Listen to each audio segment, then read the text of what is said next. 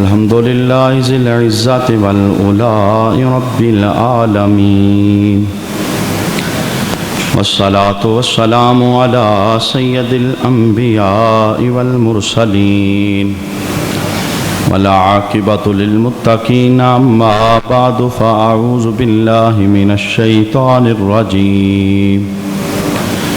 بسم الله الرحمن الرحيم. إن الله يحب التوابين ويحب المتطهرين. صدق الله مولانا العظيم. إن الله وملائكته يصلون على النبي يا أيها الذين آمنوا صلوا عليه وسلموا تسليما. اللهم صل على سيدنا ومولانا محمد وعلى آل سيدنا ومولانا محمد وبارك وسلم وصل عليه. الصلاة والسلام عليك يا سيدي يا حبيب الله. الصلاة والسلام عليك يا سيدي يا رسول الله. الصلاة والسلام عليك يا سيدي يا شفيع المذنبين، وعلى آلك وأصحابك يا سيدي يا رحمة للعالمين. بعد حمد و صلاة لائق عزت و تکریم جمیع احباب سامعین علی وقار، رمضان شریف کا آخری جمعہ ادا کرنے کے لیے اللہ رب العالمین کے گھر کے اندر حاضری کی سعادت حاصل ہو رہی ہے. اللہ رب العالمین ان لمحوں کو ہماری بخششوں کا سبب بنائے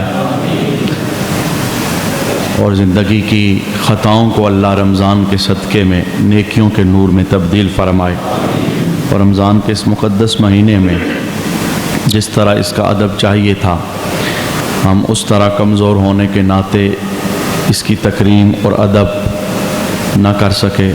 اللہ ہماری غفلتوں اور سستیوں کو معاف فرمائے اور خصوصی رحمتیں اللہ ہم سب کو عطا فرمائے. چونکہ یہ رمضان شریف کے آخری ساتیں ہیں، ان ساتوں کے اندر میں نے اللہ رب العالمین کی بہت بلند شانوں میں سے دو شانوں کو آپ کے سامنے تلاوت کیا ہے، اور یہ وہ شانیں ہیں جن کا رمضان شریف کے ساتھ بڑا گہرا تعلق ہے. اسی کی ضمن میں چند گزارشات آپ کے سامنے عرض کروں گا. اللہ رب العالمین میری اس گفتگو کو فائدہ مند بنائے اور ہم سب کو سن کر اللہ عمل کی توفیق نصیب فرمائے. رب العالمین کی ایک شان بہت ساری شانوں میں سے یہ ہے کہ اللہ تواب ہے. قرآن پاک کے اندر اللہ تبارک و تعالیٰ نے اس بات کو خود ہی بیان کیا ہے، ان اللہ یحب التوابین، بے شک اللہ توبہ کرنے والوں سے پیار کرتا ہے. اور تواب توبہ قبول کرنے والا، یہ اللہ رب العالمین کی بہت بڑی شان ہے. اس بات کو ذہن نشین رکھنا چاہیے.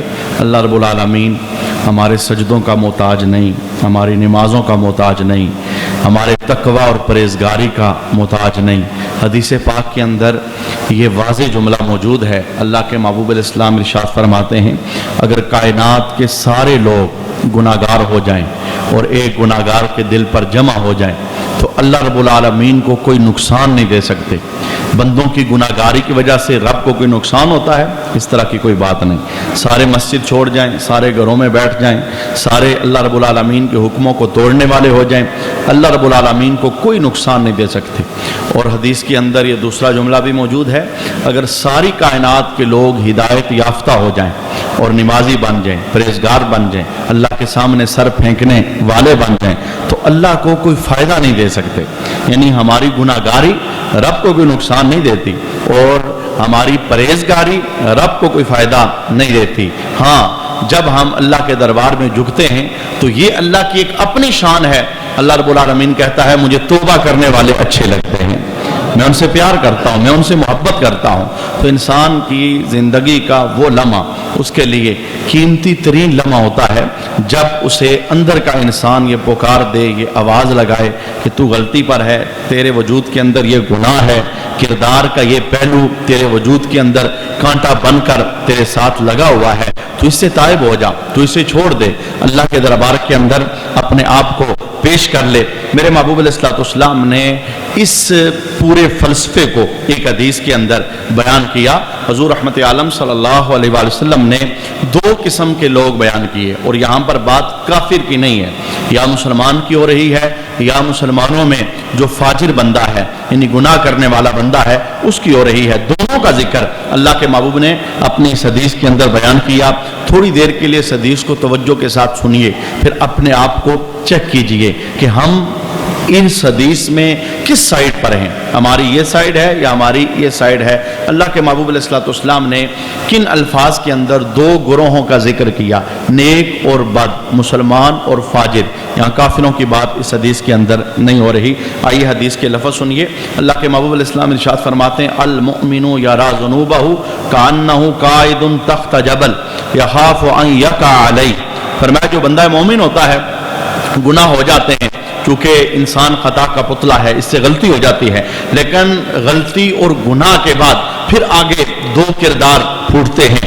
ایک ایمان والا بندہ اس گناہ کو کیسے لیتا ہے جو اس کے وجود سے صادر ہو چکا ہے، اس غلطی کو کیسے لیتا ہے جو اس کے وجود سے صادر ہو چکی ہے، اور ایک وہ بندہ ہے جو فاجر ہے، وہ اس گناہ کو کس نظر سے دیکھتا ہے، کیسے دیکھتا ہے۔ میرے محبوب نے دونوں کیفیات بیان فرمائی۔ پہلے سرکار نے ایمان والوں کا ذکر فرمایا۔ حضور فرمانے لگے، المؤمن یری ذنوبہ، مومن بندہ گناہوں کو یوں سمجھتا ہے، یوں دیکھتا ہے، اس سے گناہ ہو گیا۔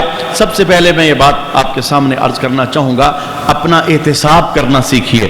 ہماری سب سے بڑی مسٹیک اور سب سے بڑی غلطی یہ ہوتی ہے کہ ہماری انگلیاں ہمیشہ دوسروں کی جانب اٹھتی ہیں۔ ہم نے کبھی اپنا احتساب نہیں کیا، ہم نے کبھی اپنے انسان کو چیک کرنے کی کوشش نہیں کی، ہم نے کبھی اپنے کردار پر نظر ڈالنے کی کوشش نہیں کی۔ اور یقین جانیے، جب کبھی بندہ اپنا احتساب کرنے لگ جاتا ہے، اپنے آپ کو چیک کرنے لگ جاتا ہے، تو اسے بہت ساری غلطیوں سے چھٹکارا میسر آتا ہے، وہ اللہ کے دربار کے اندر بڑا برگزیدہ بن جاتا ہے۔ اور یہ وہ عنوان ہے جسے صحابہ نے بیان فرمایا، اپنا احتساب کرو۔ یہ وہ عنوان ہے جسے میرے محبوب نے بیان فرمایا، اپنا احتساب کرو۔ یہ وہ عنوان ہے جو اولیاء کی زندگیوں کا خاصہ تھا۔ اللہ کے ایک ولی ایک جگہ سے گزر رہے تھے، ایک جوان کو دیکھا گناہوں کے اندر ملوث ہے، تو آپ نے اسے تبلیغ کی اور اس کے قلب کو دھونا چاہا۔ یہ بھی گناہ کرتا ہے، یہ بھی گناہ کرتا ہے، تائب کیوں نہیں ہو جاتا؟ اللہ رب العالمین کی رحمت تجھے پکار رہی ہے، اللہ توبہ کرنے والوں کو پسند کرتا ہے۔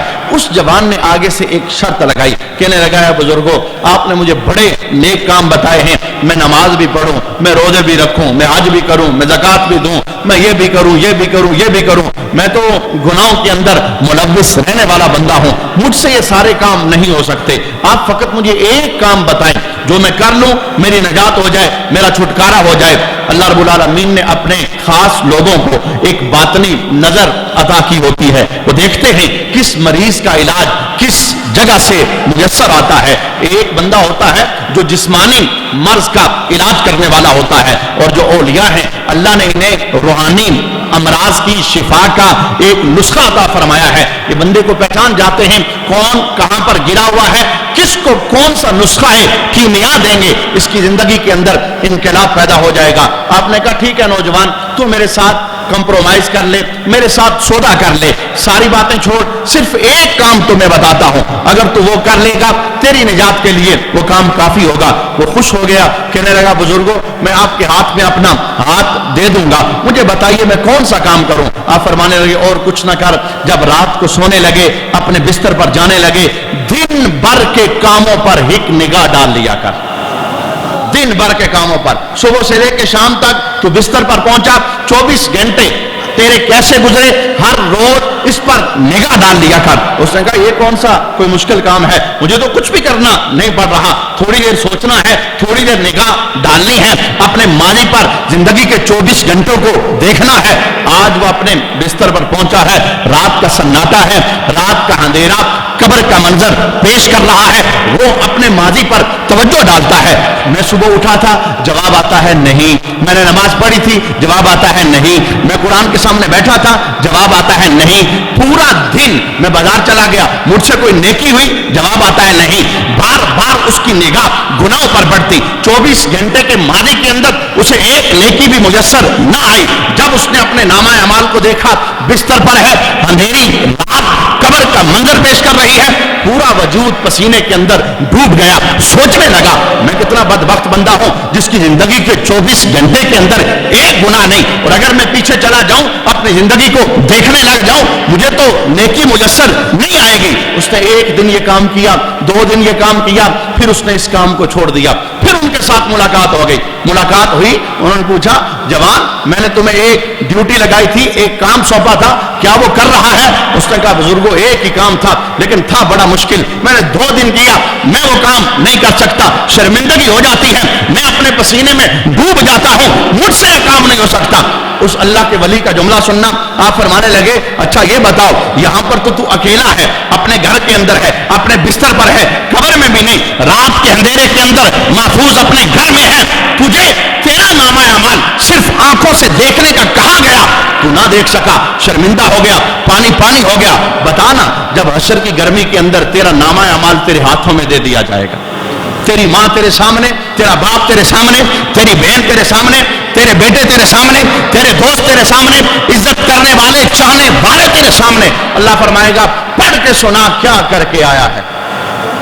تیری زندگی کی راتیں، تیری زندگی کے دن، خلوتیں، جلوتیں، سامنے والے گناہ، پردے والے گناہ، سب کچھ تمہیں پڑھ کے سنانا پڑے گا۔ تو آپ فرمانے لگے جب تو ایک دن کا احتساب نہ کر سکا تو پوری 60 سالہ زندگی کا کیسے احتساب کرے گا؟ ہمارا سب سے بڑا المیہ یہ ہے ہمیں احتساب کرنا نہیں آتا۔ کبھی ہم یہ سوچ لیں جب ہم ہمیں کسی کے عیب تو نظر آتے ہیں، فلاں بندے میں یہ عیب ہے، فلاں بندے میں یہ عیب ہے، لیکن کبھی ہم نے اپنے آپ کو چیک کیا میری زندگی میں کون سی کمی ہے، میری زندگی میں کون سا ایسا کردار کا پہلو ہے جو میرے برزخ کے ماحول کے اندر پریشان کر سکتا ہے۔ اللہ کے محبوب علیہ السلام نے ایمان والے بندے کی نشانیں بیان فرمائی، فرمایا یہ بات نہیں کہ گناہ نہیں ہوتا، گناہ ہو جاتا ہے، غلطی ہو جاتی ہے، چونکہ انسان خطا کا پتلا ہے، یہ اس کی فطرت کے اندر خطا شامل ہے، لیکن جب گناہ ہو جائے ایمان والا بندہ کیا کہتا ہے؟ جب گناہ ہو جاتا ہے وہ یوں محسوس کرتا ہے کأنہ قائد تحت جبل، وہ محسوس کرتا ہے میں پہاڑ کے نیچے کھڑا ہوں۔ جب اس سے گناہ ہو جائے، بے نماز ہونا گناہ ہے، جب اس سے گناہ ہو جائے نظر گندی کرنا گناہ ہے، جب اس سے گناہ ہو جائے حرام کھانا گناہ ہے، جب اس سے گناہ ہو جائے سود کھانا گناہ ہے، بے شمار گناہ ہے جو ہماری زندگیوں کے اندر رچے بسے ہیں۔ ہم بلی کو دیکھ کر جیسے کبوتر آنکھیں بند کر لیتا ہے، جب ہم گناہوں کے متعلق گفتگو سنتے ہیں ہم اپنے اندر کو مطمئن کرنے کی کوشش کرتے ہیں، نہیں نہیں نہیں تو نے غلطی تو کی نہیں، تو نے گناہ تو کیا نہیں۔ یہ جو اندر کا انسان ہمیں ایک بات پر حوصلہ دے رہا ہوتا ہے، اصل کے اندر یہ ہمارے ساتھ بہت بڑی دشمنی ہوتی ہے۔ میرے محبوب فرماتے ہیں ایمان والے بندے کا مزاج نہیں ہوتا، جب اس سے گناہ ہو جاتا ہے یہ کیا محسوس کرتا ہے؟ یہ محسوس کرتا ہے میں پہاڑ کے نیچے کھڑا ہوں، اور پہاڑ کے نیچے کھڑے ہو کے محسوس کیا کرتا ہے؟ میرے محبوب کے جملے سننا، یخاف ان یقع علیہا، یہ پہاڑ کے نیچے کھڑے ہو کے محسوس کرتا ہے کہ مجھے ڈر لگ رہا ہے پہاڑ مجھ پر گر نہ جائے۔ گناہ کو معمولی سمجھنا ایمان والے بندے کی شان نہیں۔ میں اس جملے کو آگے بڑھانے سے پہلے کچھ باتیں آپ سے کرنا چاہتا ہوں، کیونکہ یہ رمضان شریف کا آخری جمعہ ہے۔ میں اس آخری جمعے کو لوگ مختلف سینس کے اندر لیتے ہیں، رمضان کے مہینے کو بھی لوگوں نے اپنے اپنے انداز کے اندر لیا ہے۔ رمضان کا مہینہ سال کے بعد سمجھتے ہیں یہی ہے ہماری عبادت، یہی ہے ہماری ریاضت، یہی ہے ہمارا تقویٰ، یہاں پر ہم نے نماز کے لیے آنا ہے، یہاں پر ہم نے تقویٰ کرنا ہے، پرہیزگاری کرنی ہے۔ لیکن صاحبو رمضان کا مطلب ہرگز نہیں ہے یہ کہ ایک مرتبہ آؤ پھر پورا سال غائب ہو جاؤ۔ میرا اللہ موسمی بندوں کو پسند نہیں کرتا، اللہ سدا بہار بندوں کو پسند فرماتا ہے۔ ہر دن، کیونکہ ہم ہر دن اللہ کی نعمتوں کو استعمال کر رہے ہیں، نظر اللہ ہم سے لیتا تو نہیں. یہ تو نہیں اللہ کہتا میں رمضان میں نظر دوں گا تو میرا شکر ادا کرنا، رمضان گزرے گا نظر لے لوں گا. نہیں، میرا اللہ 11 مہینے بھی تو نظر ہمیں عطا کیے ہوئے ہے. بچے ہمیں صرف اللہ رمضان میں تو نہیں دیتا، یہ نعمت اللہ نے سدا بہار ہمیں عطا کی ہوئی ہے. گھر کی نعمت اللہ نے صرف ہمیں رمضان میں تو نہیں دی، یہ نعمت اللہ نے سدا بہار ہمیں عطا کی ہے. جب اس کی ہر نعمت سدا بہار ہے تو چاہیے پھر سدا بہار سجدے بھی ہوتے رہے، تقویٰ بھی ہوتا رہے، پرہیزگاری بھی ہوتی رہے. میں عرض کرنا چاہتا ہوں، میں صرف ایک اشارہ دے کے آگے بڑھنے لگا ہوں. مجھے نہیں پتا محفل کے اندر بیٹھا ہوا کون سا بندہ کہاں پر گرا ہے، لیکن میرے محبوب کے لفظوں کے اندر بڑی تاثیر ہے. جو جس جگہ پر گرا ہوا ہے اپنے آپ کو واپس لے آئے. آج رحمت کی گھڑیاں ہیں، شیطان پابند سلاسل ہے، الوداع رمضان کا جمعہ ہے، جہنم سے آزادی کے پروانے میسر آ رہے ہیں. رب العالمین خود اعلان کر رہا ہے، اے میرے بندو میں بخشنا چاہتا ہوں، پلٹ کے آؤ میری بارگاہ میں، معافی مانگو، توبہ کرنا تمہارا کام. لے آئی. وہ آگے سے جواب دیں گے جو جہنم کی آگ میں جل رہے ہیں. پتہ کیا جواب دیں گے؟ وہ کہیں گے لم نک من المصلین، ہم نمازیں نہیں پڑھا کرتے تھے، ہم نمازیں نہیں پڑھا کرتے تھے. کتنے ایسے ہیں جنہوں نے رمضان شریف گزر رہا ہے دل میں تہیہ کیا ہے میرے مولا اب آئے ہیں آتے رہے ہیں، اب سجدہ کیا ہے کرتے رہیں گے، اب ہماری دکانیں بند ہوں گی نماز کے وقت، اب ہمارے کاروبار بند ہوں گے نماز کے وقت، اب ہم میڈیا کو چھٹی دیں گے نماز کے وقت، اب ہم دوستوں کی بدن سے اٹھیں گے نماز کے وقت. یہ کردار کا ایک ایسا پہلو ہے، یعنی بے نمازی ہونا جو بندے کو دوزخ تک لے جاتا ہے، اور اتنا خراب پہلو ہے. میرے محبوب فرماتے ہیں بزم عشر کی گرمی کے اندر بے نماز کے چہرے پر لکھا ہوگا 2 سطروں کے اندر کیا؟ ایک، یہ اللہ کی رحمت سے محروم ہے، دوسرا یہ اللہ کی ناراضگی کے اندر گرفتار ہے. جس بندے کی زندگی کے اندر نماز کی پابندی نہیں، آئیے سچے دل سے توبہ کیجئے، اس موسم کے اندر توبہ کیجئے جبکہ اللہ کا اعلان خود ہے حل من مستغفر، ہے کوئی توبہ کرنے والا، ہے کوئی استغفار کرنے والا، واپس پلٹ آئے میں اس کے سارے گناہ معاف فرما دوں گا. زندگی کا کوئی پتہ نہیں ہوتا. آج آپ ہیں، کتنے ایسے تو جو گزشتہ رمضان میں ہمارے ساتھ تھے اور انہوں نے شاید ذہنوں میں سوچا تھا اگلے رمضان میں جائیں گے، وہ اگلا نہ آ سکا، وہ قبروں میں جا چکے ہیں. اس سال کے اندر میں نے آگے بھی یہ جملہ عرض کیا ہے، 28 کے قریب جوان لوگوں کے جنازے میں نے پڑھائے ہیں. انہیں تو کوئی ڈر نہیں تھا، انہیں تو کوئی فکر نہیں تھی کہ موت آ رہی ہے، اور موت بتا کے نہیں آتی. جوان لے جاتی ہے، بوڑھے لے جاتی ہے، صحت مند لے جاتی ہے، بیمار لے جاتی ہے. بندہ مومن اللہ رب العالمین نے اسے اعزاز عطا فرمایا ہے، تو کل کی فکر نہ کیا کر، ہر دم موت کے لیے تیار رہا کر. کب موت آ جائے، کب تجھے یہاں سے اٹھا کے لے جائے. میں نے پہلا گناہ آپ کے سامنے عرض کیا، بے نماز ہونے والا گناہ. اگر کسی وجود کے اندر ہے، اگر کسی زندگی کے اندر ہے، کوئی جوان ہے تو جوان، کوئی بوڑھا ہے تو بوڑھا، کوئی کاروبار والا ہے تو کاروبار والا، کوئی گھر میں رہتا ہے تو گھر میں، کوئی دفتر میں رہتا ہے تو دفتر، یہ سب کچھ ادھر رہ جائے گا. دکانیں چلتی رہتے ہیں، گاڑیاں چلتی رہتی ہیں، کاروبار چلتے رہتے ہیں، بندے کو اٹھا کے قبر میں ڈال دیا جاتا ہے. میرے محبوب کا دوسرا جملہ سننا. اللہ کے محبوب علیہ السلام فرماتے ہیں ایک بندہ سفر کرنے کے لیے اپنے گھر سے نکلا، بے شمار لمبا اس نے سفر طے کیا، بالوں پر سفر کے اثرات تھے، چہرے پر سفر کے اثرات تھے، جسم کے کپڑوں پر سفر کے اثرات تھے. وہ کعبے پہنچ گیا. جب کعبے پہنچا اس نے یوں اپنا ہاتھ اٹھایا ہوا تھا، کہہ رہا تھا ربنا ربنا ربنا. اور یہ دعا کا آخری مرحلہ ہوتا ہے جب بہت مبالغے کے ساتھ بندہ اللہ کے دربار کے اندر دعا مانگتا ہے. لیکن میرے محبوب علیہ السلام فرماتے ہیں اللہ اس کی دعا کیسے قبول کرے گا؟ سفر اس نے لمبا کیا ہے، پیسے اس نے بڑے لگائے ہیں، بالوں پر بھی سفر کے اثرات ہیں، چہرے پر بھی مٹی ہے، کپڑوں پر بھی مٹی ہے، کعبے پہنچ گیا ہے، ہاتھ اس نے اونچے اونچے اٹھائے ہیں. اللہ اس کی دعا کو کیسے قبول کرے گا؟ جو کھا کے آیا ہے وہ حرام کا ہے، جو پہن کے آیا ہے وہ حرام کا ہے، جو لگا کے آیا ہے وہ حرام کا ہے. اور جس وجود کے اندر حرام رزق آ جائے اللہ اس کی دعا کو قبول نہیں کرتا. اور اس سے اگلی حدیث سن لو. میرے محبوب علیہ السلام فرماتے ہیں رزق حرام کا ایک لقمہ وجود میں آ جائے تو اللہ رب العالمین 40 دن تک بندے کے فرض قبول نہیں کرتا. اپنی کمائیوں کو پاک کرنے کی کوشش کرو، یہ تقویٰ ہے، یہ پرہیزگاری ہے.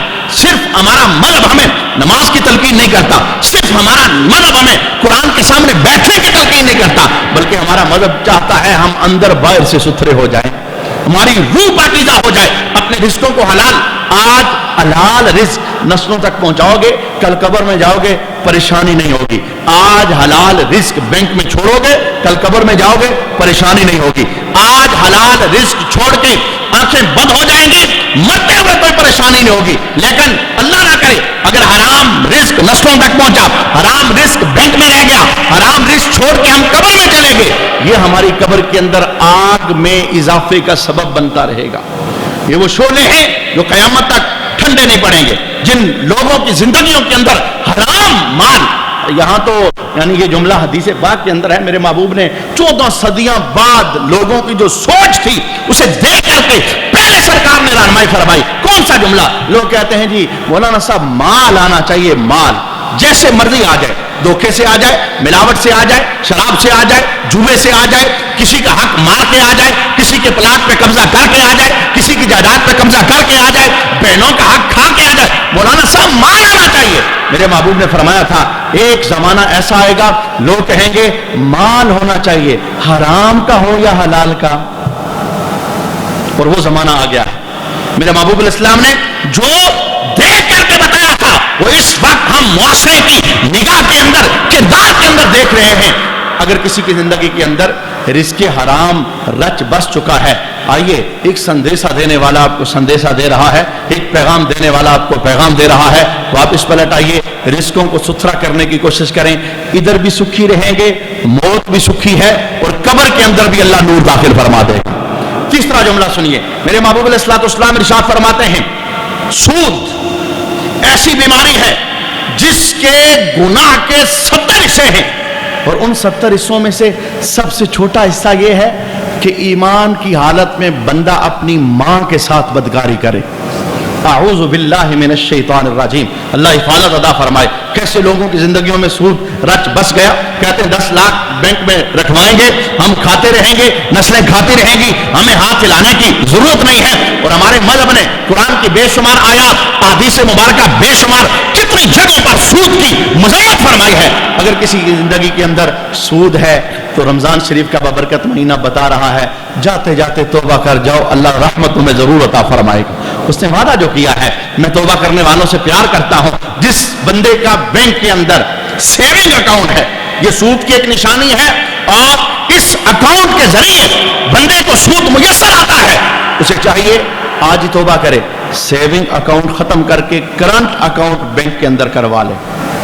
ہم کہتے ہیں بچوں کا مستقبل بن رہا ہے, آپ کو بچوں کے مستقبل کی بڑی فکر ہے, اور جس رب نے پیدا کیا ہے اس نے تو وعدہ کیا ہے پتھر میں کیڑے کو بھی میں روٹی دیتا ہوں, روٹی کے متعلق فکر نہ کرنا, جدھر ہوگے پیچھے بجواؤں گا تمہارے. ہاں ایک بات کا میں تمہارے ساتھ وعدہ نہیں کرنا, کمپرومائز نہیں ہے, میری مرضی آئے تو کروں گا, نہ مرضی آئے تو نہیں کروں گا. کون سی بات؟ بخشش, ایمان پر موت. اللہ نے یہ وعدہ ہمیں نہیں دیا, اے فلاں بن فلاں تیرا یہ نام ہے, فلاں جگہ پہ تو رہتا ہے, تیرا یہ منصب ہے, تجھے میں لکھ کے دیتا ہوں کہ تیری بخشش ہو جائے گی. نہیں, رزق اللہ نے وعدہ کیا ہے, دوں گا, ہر ایک کو دوں گا, پہنچاؤں گا, جو چھوٹا ہے بڑا ہے جس کنڈیشن میں اسے روٹی دوں گا میں, کیونکہ اس نے پالا ہے, اس نے ہمیں پیدا کیا ہے. ہم تو 2 بچوں کو پالتے ہیں یا 4 بچوں کو, میرا اللہ مخلوق کو پالنا جانتا ہے. تو میں نے ایک تیسرا جملہ آپ کے سامنے عرض کرنا چاہا, سود اگر کسی کی زندگی میں ہے تو اپنے آپ کو اس عذاب سے نجات کا کوئی ذریعہ کر لے موت سے پہلے. ایک چوتھا گناہ, میرے محبوب علیہ السلام فرماتے ہیں بزم حشر کے اندر ایک بندے کے متعلق اعلان ہوگا, آ جا تیرے لیے جنت کا دروازہ کھلا ہے. بندہ بھاگے گا, جب قریب جائے گا دروازہ بند ہو جائے گا. پھر دوسرے دروازے سے پکار لگے گی, آ جا تیرے لیے جنت کا دروازہ کھلا ہے. پھر قریب جائے گا, دروازہ بند ہو جائے گا. یوں ہر دروازے سے صدا لگے گی. پھر ایک مرتبہ یہ ہوگا, بلایا جائے گا, فلاں بن فلاں آ جا تیرے لیے جنت کا دروازہ کھلا ہے. وہ بندہ نہیں جائے گا, کہ ہر بار جاتا ہوں بند ہو جاتا ہے, ہر بار جاتا ہوں بند ہو جاتا ہے. پتہ ہے اسے کیا کہا جائے گا؟ ہمیشہ ہمیشہ کے لیے دنیا کے اندر رہتے ہوئے تیرے وجود میں ایک گناہ تھا, آج اس گناہ کی ہم تجھے سزا دے رہے ہیں. پتہ ہے کون سا گناہ؟ جسے ہم نے معمولی سمجھا, جسے ہم نے کوئی وقت نہیں دی. کون سا گناہ؟ میرے محبوب علیہ السلام فرماتے ہیں تو دنیا کے اندر مسلمانوں سے مذاق کیا کرتا تھا. مسلمان کی عزت تیرے نزدیک کوئی ویلیو نہیں تھی؟ تو اسے کوئی اہمیت نہیں دیتا تھا؟ دنیا کے اندر مسلمانوں سے مذاق کرنے والے بندے، ان کی عزت سے کھیلنے والے بندے، آج ہم تیرے ساتھ مذاق کر رہے ہیں. تجھے جنت بلاتے ہیں، دروازہ بند کر دیتے ہیں، پھر بلاتے ہیں، پھر بند کر دیتے ہیں، اور تو اس سزا کے اندر، دوزخ کے اندر چلا جائے گا. ایک دوسرے کو عزت دینا سیکھیے. پیسہ سب کچھ نہیں ہوتا، مال سب کچھ نہیں ہوتا، برادریزم سب کچھ نہیں ہوتا. مسلمانی بڑی چیز ہے، کلمہ بڑا چیز ہے. کلمے کے نام پر دوسروں کو ویلیو دینے کی کوشش کریں، کلمے کے نام پر دوسروں کو عزت دینے کی کوشش کریں. میرے محبوب علیہ السلام نے اس گفتگو کو کتنے لفظوں اور کتنے عام پروسیس کے طور پر بیان فرمایا. جس وقت میرے محبوب کا آخری خطبہ تھا، اونٹنی پر حضور سوار تھے، سرکار بتا رہے تھے کسی گورے کو کالے پر کوئی فضیلت نہیں، کسی عربی کو اجمی پر کوئی فضیلت نہیں. آج میں محمد تمہیں بتا کے جا رہا ہوں، عزت صرف اسی بندے کی ہے جو رب کے دربار میں زیادہ جھکنے والا ہے، جو متقی ہے، پرہیزگار ہے. عزتیں دینا سیکھیے. آج آپ ادھر کسی کو عزت دیں گے، گھاٹا کوئی نہیں ہے. جس کے ساتھ آپ نے اپنا رویہ برا کر لیا، اس کا کیا نقصان ہے؟ پہلے روٹی کھاتا تھا، اب بھی کھائے گا، پہلے جیتا تھا، اب بھی جیے گا، لیکن اپنا نقصان ہے. بزم عشر کے اندر رسول اللہ صلی اللہ علیہ وسلم کے سامنے شرمندگی اٹھانی پڑے. آخری بات سنیے، اللہ کے محبوب علیہ السلام ارشاد فرماتے ہیں عشر کا دن ہوگا، معاشر کی گرمی اپنے زوروں پر ہوگی، عہد کوثر پر میں اپنے ہاتھوں سے اپنے غلاموں کو کوثر کے جام بھر بھر کے پلاؤں گا. کچھ لوگ گرمی سے تڑپ کر کوثر کے جام لینے کے لیے آگے بڑھیں گے، فرشتوں میں پیچھے کر دیں گے، چلے جاؤ تمہارے لیے کوثر نہیں. وہ دوسری طرف سے آئیں گے، فرشتے پھر انہیں پیچھے کر دیں گے، چلے جاؤ تمہارے لیے کوثر نہیں. وہ تیسری طرف سے آئیں گے، فرشتے پھر انہیں پیچھے کر دیں گے، چلے جاؤ تمہارے لیے. وہ کہیں گے ہم مسلمان ہیں، کلمہ ہم نے پڑھا تھا، یہ جو کوثر پلا رہے ہیں ان کے ساتھ ہمارا تعلق ہے. فرشتے جواب کیا دیں گے؟ آج کوثر کا جام تمہیں نہیں ملے گا. کیوں؟ دنیا کے اندر یہ جو نبی کوثر پلا رہا ہے، ان کی سنتوں پر تم عمل نہیں کرتے تھے. میری جان، زندگی ختم ہوتی ہے، کوئی ایڈریس لے کے قبر میں پہنچنا. زندگی ختم ہو رہی ہے، کوئی شناختی کارڈ لے کے قبر میں پہنچنا، کوئی اپنی ایسی صورت بنا کے قبر میں پہنچنا تاکہ پتا چلے کہ یہ رسول اللہ کا غلام قبر میں آیا. ختم ہو جاتی ہے. میں صاف صاف یہ جملے اس لیے بول رہا ہوں، مغالطے کے اندر میں نے آپ کو کبھی بھی نہیں رکھا، کیونکہ میرا منصب ہے، مجھ سے بھی پوچھا جائے گا. میں آج بھی صاف صاف جملہ بولوں گا. ایک مرتبہ صغیرہ کبیرہ گناہ، اس کی ڈیفینیشن کیا ہے؟ ایک مرتبہ داڑھی کو منڈانا یہ صغیرہ گناہ ہے، دوسری مرتبہ منڈانا یہ پھر صغیرہ گناہ ہے، تیسری مرتبہ منڈانا یہ پھر کبیرہ گناہ ہے. اب جب جب منڈاتے رہو گے کبیرہ گناہ کا وہ ارتکاب ہوتا رہے گا. جنہوں نے چھوٹی داڑیاں رکھی ہیں، داڑھی سنت کے مطابق کم از کم ایک مشت ہے جو حضور رحمت عالم کا طریقہ ہے. اپنی داڑھیوں کو بڑھانے کی کوشش کریں. یہ وہ شناختی کارڈ ہے جو رسول اللہ کی غلامی کا ہمیں میسر آتا ہے. پتا تو چلے یہ حضور کا غلام. آپ کو پتا ہے ہمارے ملک، ہمارے جو سپاہی ہیں، فوجی ہیں، ان کی اپنی وردیاں ہیں. کبھی بھی انڈیا والا وردی پہن کے ہمارے ملک میں آئے گا اسے شوٹ کر دیا جائے گا. کیوں؟ ہمیں پاس اپنی وردی کا ہے. بھئی جب سپاہیوں اور فوجیوں کی اپنی وردیاں ہیں تو مسلمانوں کی حضور نے کوئی وردی نہیں دی. جی دی ہوئی ہے، اور یہ بڑی خوبصورت وردی ہے. مجھے پتا ہے یہ جملہ سخت ہے، لیکن میری مجبوری ہے، چونکہ رحمت کے لمحے ہیں، ہو سکتا ہے کسی کو اللہ یہ نور عطا فرما دے. مجھے اس بندے کا انداز نہیں بھولتا، میں صرف سمجھانے کے لیے. گزشتہ رمضان اس مرتبہ وہ بندہ زندہ ہے، نگاہوں کے سامنے ہے، تسبیحیں اس نے پڑھی ہیں، رویا ہے، لیکن گزشتہ رمضان کے اندر اسے اللہ نے یہ انداز دیا تھا، اس نے سنت و رسول رکھ لی. 2 مہینے 3 مہینے 4 مہینے بگوڑا ہو گیا، کسی کے کہنے میں آ گیا، پھر سنت کو کاٹ کے گندی نالی کے اندر بہا دیا. اور ایک مرتبہ ایسا ہوا مجھ سے چہرے چھپاتا تھا، ایک مرتبہ ایسا ہوا اسی گلی کے اندر اس کے ساتھ ملاقات ہونے لگی. جب میں قریب سے گزرا منہ پھیر کے ادھر دیکھنے لگ گیا. میرے ذہن میں صرف ایک ہی بات آئی، رب تک آ رہی ہے، مجھ سے منہ پھیرا ہے، میں خدا تو نہیں، مجھ سے منہ پھیرا ہے، میں رسول تو نہیں، میں کسی کا پیغام آگے پہنچانے والا ہوں. آج ادھر مجھ سے منہ پھیرا ہے، قبر میں رسول اللہ سے منہ کیسے پھوڑو؟ کہاں جاؤ گے وہاں پر؟ کون ہے متلاشی، کون ہے سہارا دینے والا؟ یہ وہ ایڈریس ہے جو ہمیں قبر میں کام آئے گا، ہمیں حشر میں کام آئے گا. اور ہر سرکار کا کوئی صحابی بھی بغیر داڑھی کے نہیں تھا. اے کاش اتر جائے تیرے دل میں میری بات. میں نے اپنی طرف سے پیغام دینے کی کوشش کی ہے. 3 4 5 جو گناہ تھے میں نے ان کا حوالہ قائم کیا ہے. باقی جس کی زندگی میں جو گناہ ہو اسے چھوڑنے کی کوشش کریں. لوگ مجھے یہ بھی جملہ، مولانا صاحب نہیں ابھی ہم جوان ہیں، شادی نہیں کی تو خوبصورتی ختم ہو جاتی ہے. میں کہتا ہوں رب کی عزت کی قسم، اگر داڑھی بدصورت ہوتی تو کبھی بھی سونے محمد کو اللہ نہ عطا فرماتا. اور اس چہرے کو جس کے متعلق اللہ خود کہتا ہے وَالضُّحَىٰ، سونیا تیرے داڑھی والے چہرے کی قسم. اللہ کو پیار تو ہے نا بھائی، یہ بدصورت نہیں ہے، یہ ایسی خوبصورت گورا چٹا بندہ کلین شیپ ایک طرف رکھو اور ایک طرف سنت کے مطابق داڑھی رکھنے والا، ہر نظر کہے گی نور اللہ نے داڑھی والے کو عطا فرمایا. اللہ رب العالمین ہم سب کو عمل کی توفیق عطا فرمائے. 2 4 اعلان سماعت کر لیں.